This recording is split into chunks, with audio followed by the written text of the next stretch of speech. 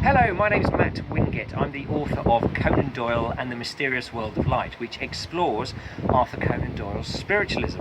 I've been asked today by the Spooky Isles to come down here to Portsmouth and look at the things around Portsmouth and the places around Portsmouth which are closely associated with Conan Doyle, with his spiritualism, and also with the creation of his most famous character, Sherlock Holmes. So, let's get going.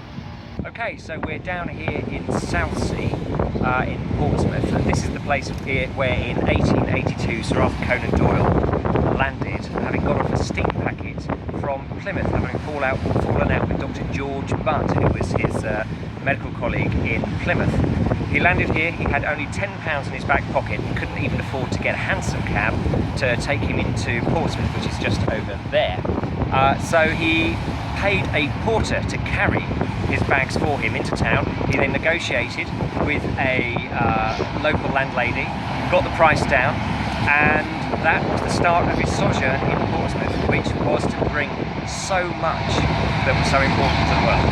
And there's the hovercraft ruining it. We might as well get that whilst we're at it. So when Conan Doyle arrived in Portsmouth, he came to Old Portsmouth, which is here. Much of it was bombed during the war, so there's not much of it left of the original town, but there's some lovely old Georgian houses and Victorian places there. So he came here and he just moved in, and the first thing he did was, having rented his rooms, he got a map of Portsmouth, and being a medical man and of a scientific persuasion, he drew lines on the map to cover every road that he was going to go down, and he walked every road. And the reason he did that was that he wanted to identify where his rivals were. He was going to set up as a doctor, and doctors weren't allowed to advertise, which meant that he had to have visual sighting of where other practices were. That's what he did. So he set out from here and he went all the way around Portsmouth and walked every street to identify where he was going to have his practice, where was the best place to go. And that's where we'll look at next. So we are now here at the birthplace of Sherlock Holmes. Sounds like a funny thing to say, but the story is that this is the site of number 1 Bush Villas, where Sir Arthur Conan Doyle moved in and set up his practice. It's been bombed. The Germans had another go and they got this one too. So the original building isn't here, and we've got a block of flats instead, but this is the site where Conan Doyle moved in and started working as a doctor. He was very, very poor at the beginning. It's very difficult for him to make any money.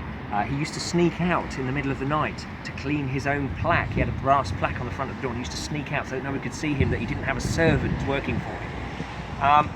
And it was whilst he was here that he used to sit in the back room waiting for patients to come in, and he would start to write. And in 1887, 1886, 1887, this is where he came up with the idea for A Study in Scarlet and started to write that first Sherlock Holmes novel. So, just in case you don't believe me, here's the plaque which proves that Sir Arthur Conan Doyle lived here between 1882 and 1890, and it was whilst he was living here that he created Sherlock Holmes between 1886 and 87, but also got into spiritualism. And it was those two things, Sherlock Holmes and spiritualism, which were to become two of the main elements of his life, and that's what we're going to talk about next, the spiritualism. So here we are outside of the home of Major General Alfred Wilkes Drayson in Southsea on 20 Ashburton Road in Portsmouth. Major General Alfred Wilkes Drayson had an amazing effect on Conan Doyle because he introduced him to the ideas of spiritualism and theosophy. Up until the time that he met Drayson, he was pretty much a materialist and just believed that when the body died, there was no soul, the candle was snuffed out. But Drayson he considered to be a real genius, and because of Drayson he started to look into spiritualism and to take it seriously. And it's really at this point that he starts to do experiments in telepathy and to attend seances and all sorts of other experiments, sitting with mediums and all sorts of things in order to find out more about spiritualism. And it's that side of his life that I start to explore and carry on exploring in this book, Conan Doyle and the Mysterious World of Light. We're just outside of St Jude's Church in Southsea, where not far from here was the Portland Hall. In 1919, Conan Doyle gave an address about spiritualism. He'd got into spiritualism and had come out as a spiritualist in 1960 because of the effects of the Great War on the population. He'd seen waves of grief go across Britain and across Europe, and he believed that spiritualism was a way for people to find consolation. Indeed, he really believed that spiritualism was the new revelation from God. And his own son had died in 1918, just a year before he gave the talk here.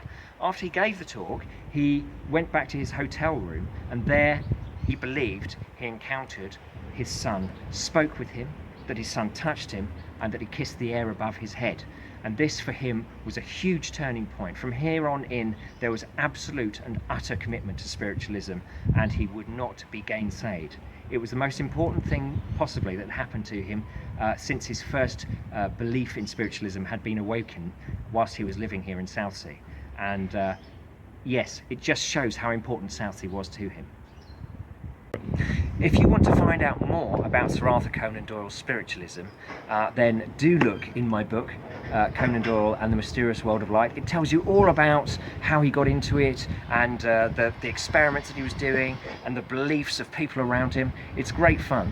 And yeah, what else can I say except, sorry there was a bit of wind today, it was a little bit noisy, but I think we got there. So thanks very much. Bye bye.